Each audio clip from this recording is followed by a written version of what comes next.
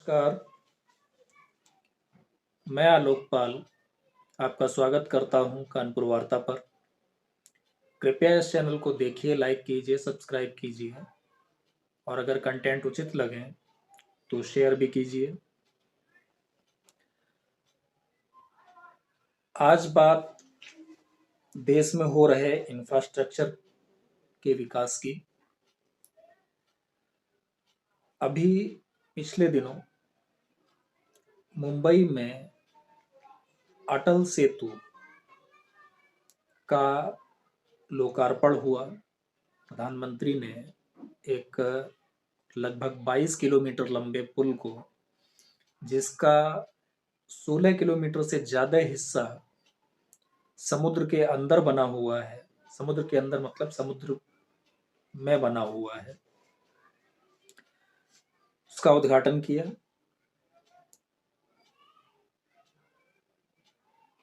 उस पर कई प्रकार के लोगों के रिएक्शंस आए। कुछ राजनीतिक दलों के रिएक्शन आए जो कि राजनीतिक हैं। इसमें एक जो बहुत महत्वपूर्ण बात है वह है इस पुल के निर्माण में हुए खर्च की। बताया जाता है कि इस पुल के निर्माण पर लगभग 20,000 करोड़ रुपए का खर्च आया है, जो कि भारत को कर्ज के रूप में मिला है जापान से। तो जब यह आंकड़े सामने आए तो इन आंकड़ों को देखकर मुझे पिछले दिनों जो एक चर्चा हुई थी, लगभग 15-20 दिन पहले या महीने भर पहले एक बड़ी चर्चा उठी थी कि भारत के ऊपर बहुत ज़्यादा कर्ज हो गया है और जीडीपी के रेशियो का लगभग 84 या 85% बताया गया था। एग्जैक्ट नंबर मुझे याद नहीं, 80% प्लस था, यह कंफर्म है। कुल अमाउंट बताया गया कि 205 करोड़, सॉरी 205 लाख करोड़ रुपए का कर्ज भारत पर है, जिसमें से बताया जाता है कि पिछले 10 साल में करीब 150 लाख करोड़ रुपए का कर्ज भारत ने विदेशों से लिया है। तो इसे कुछ इस तरह से प्रचारित किया गया कि पूरा भारत कर्ज में डूब गया है। देखने में लगता भी है कि 150 लाख करोड़ रुपए का कर्ज पिछले 10 साल में, और कुल कर्ज जो अब इस समय भारत पर है वह 205 लाख करोड़ का है। तो सचमुच लगता है कि पूरा भारत कर्ज में डूबा हुआ है। लेकिन यहाँ पर देखने की बात यह है कि एक तो आपको विदेशों से कर्ज मिल रहा है, बहुत से मौकों पर बहुत ही सस्ती दरों पर मिल रहा है। आखिर विदेशी बैंकों को या अन्य देशों को ऐसा क्या लग रहा है जिसके चलते वह भारत को लगातार कर्ज दिए चले जा रहे हैं। मुझे याद है सन 1991 या 90 के आखिर का मसला है, जब चंद्रशेखर भारत के प्रधानमंत्री थे तो एक स्थिति ऐसी आई थी जब अंतर्राष्ट्रीय बैंकों ने या अन्य देशों ने भारत को कर्ज देने से साफ इनकार कर दिया था, और जो कर्ज दे रहे थे उन्होंने इतनी कड़ी शर्तें लगाई थी कि उन शर्तों को मानना भारत के प्रधानमंत्री के लिए संभव नहीं था। और उस स्थिति में भारत के प्रधानमंत्री को कई टन सोना गिरवी रखना पड़ा था कर्ज लेने के लिए, क्योंकि भारत को चलाने के लिए सरकार के पास बिल्कुल पैसा नहीं था। यह उस दौर की बात है जब कांग्रेस पार्टी 10 साल तक लगातार सत्ता में रही थी। पहले 5 साल इंदिरा गांधी और बाद में 5 साल राजीव गांधी, और उसके बाद लगभग 1 साल या 1 साल से कुछ ज्यादा समय के लिए वीपी सिंह प्रधानमंत्री थे, जिसमें जनता दल की मिलीजुली सरकार थी। बाद में विभिन्न कारणों के चलते वीपी सिंह की सरकार गिर गई और चंद्रशेखर को कांग्रेस पार्टी ने समर्थन देकर के सरकार बनवाई। और देश में खजाने की स्थिति यह थी कि कोई कर्ज देने को तैयार नहीं था। आज ऐसा क्या है कि दुनिया का हर देश भारत को न केवल कर्ज देने को तैयार है, बल्कि कई सारे देश बहुत ही सस्ती दरों पर कर्ज दे रहे हैं। अब यह तो हुई कर्ज दिए जाने की बात।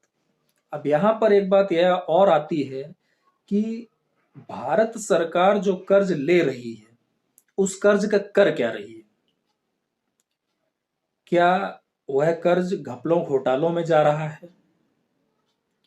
क्या उससे केवल नेताओं की जेब भर रही है, या उससे वास्तव में भारत का विकास हो रहा है? अब जिस तरह से मुंबई में यह अटल सेतु बना, उससे बताया जा रहा है कि लोगों को जो 2 घंटे में दूरी तय करते थे, वह दूरी तय करने में केवल 20 मिनट का समय लगेगा। यानी कि आप अपने 100 मिनट बचा सकते हैं। मुंबई जैसे शहर में जहां लोगों के लिए समय की बहुत ज्यादा कीमत होती है, वहां पर 100 मिनट बचाना बहुत बड़ी बात है। दूसरा, अब यहाँ पर कुछ आलोचनाएं हो रही हैं, मैं 2 मिनट का समय इस पर लूंगा कि जो आलोचनाएं हो रही हैं, जैसे कांग्रेस पार्टी ने एक ट्वीट किया उनके यूथ विंग के लीडर ने कि राम सेतु तो सबने देखा, लेकिन टोल नहीं देखा। तो जाहिर सी बात है कि जहां पर आपको हजारों करोड़ रुपए खर्च करके कोई इंफ्रास्ट्रक्चर तैयार करके दिया जाएगा, तो सरकार उसका पैसा भी आपसे ही लेगी। सरकार हर चीज का पैसा आपसे लेती है। सरकार के पास अपनी कोई विशेष कमाई नहीं होती है।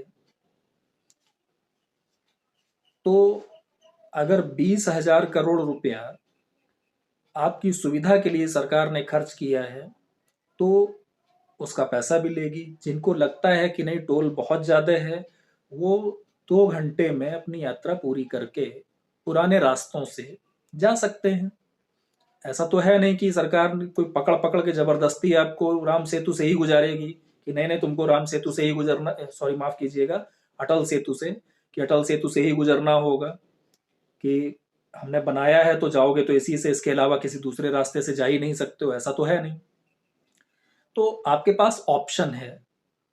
आप अपना समय बचाना चाहते हैं, आपका समय कीमती है, आपको लगता है कि मैं कार से जा रहा हूं और कार से जाने से मेरा 100 मिनट का समय इधर से और 100 मिनट का समय उधर से, यानी कि 200 मिनट का समय बचेगा।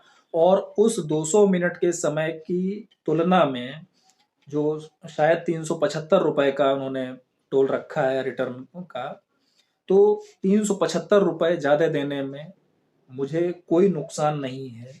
तो आप बिल्कुल जा सकते हैं। और अगर आपको लगता है कि नहीं ये 375 रुपए ज्यादा हैं, तो आप पुराने रास्ते आपके लिए बंद नहीं किए गए हैं, आप उनसे जा सकते हैं। अब यहाँ पर बात यह आती है जो मैं भी बात कर रहा था कि आखिर सरकार उन पैसों का कर क्या रही है। तो जैसे यहाँ पर अटल सेतु बनाया गया समुद्र में, इसी तरह से जम्मू कश्मीर और लद्दाख में, खासतौर से लद्दाख में, जम्मू कश्मीर में क्यों, लद्दाख में अटल टनल बनाया गया। अब अटल टनल बनाने में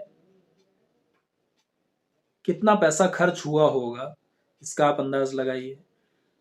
आपकी रेलवे कश्मीर घाटी तक पहुंचाई गई, ये इन्हीं 10 सालों में हुआ है सब।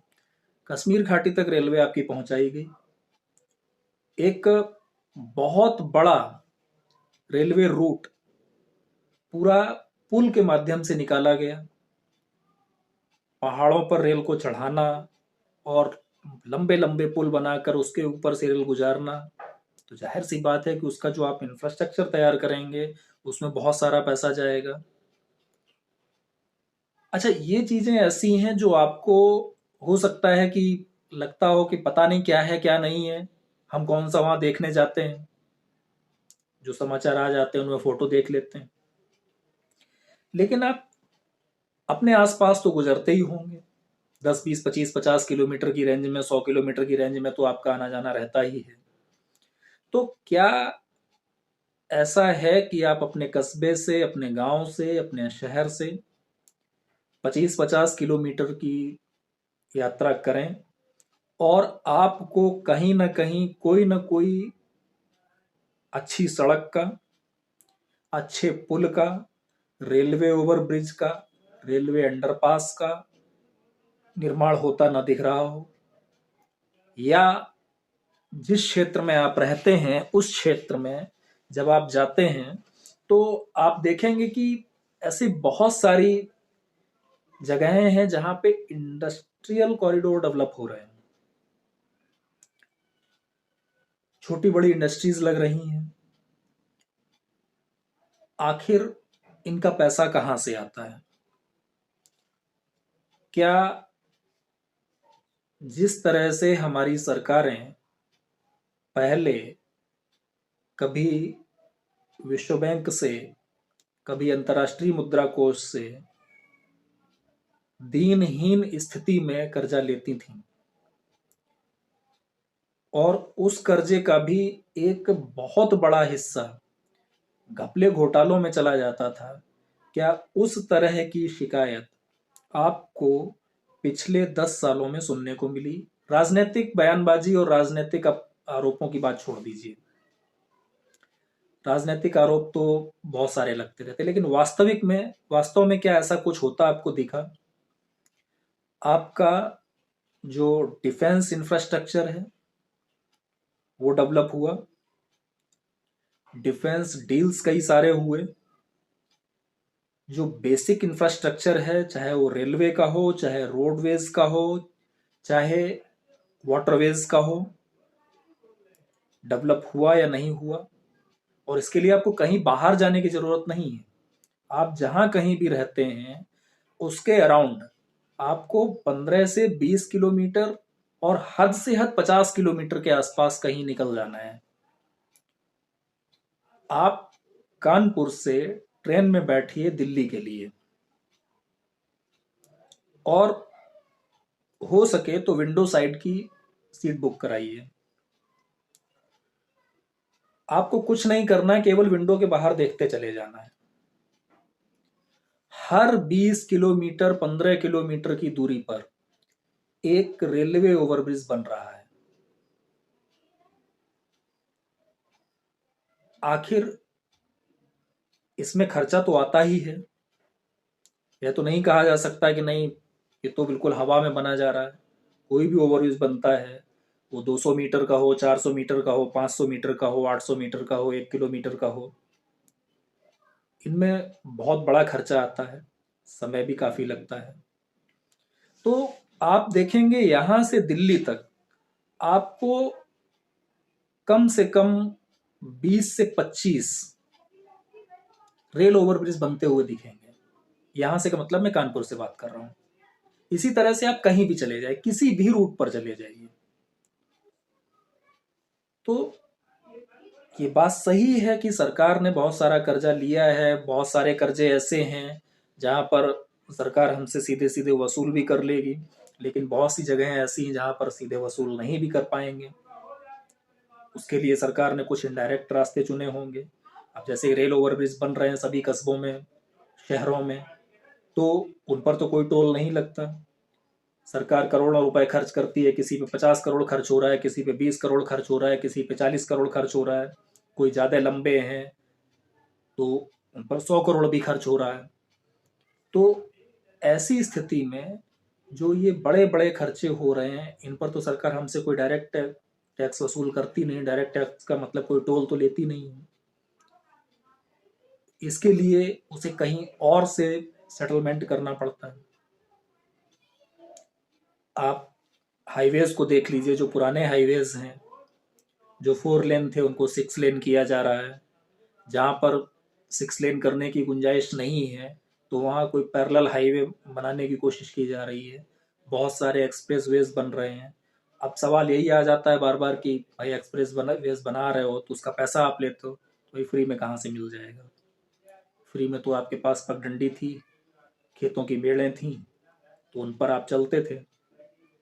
तो अगर आप उन्हीं पे चलना चाहते हैं तब बात अलग है। अगर आपको सुविधाएं चाहिए तो खर्च तो करना ही पड़ेगा। तो जो मूल मुद्दा था वह यह था कि सरकार ने जो इतना सारा कर्ज लिया उसका आखिर किया क्या।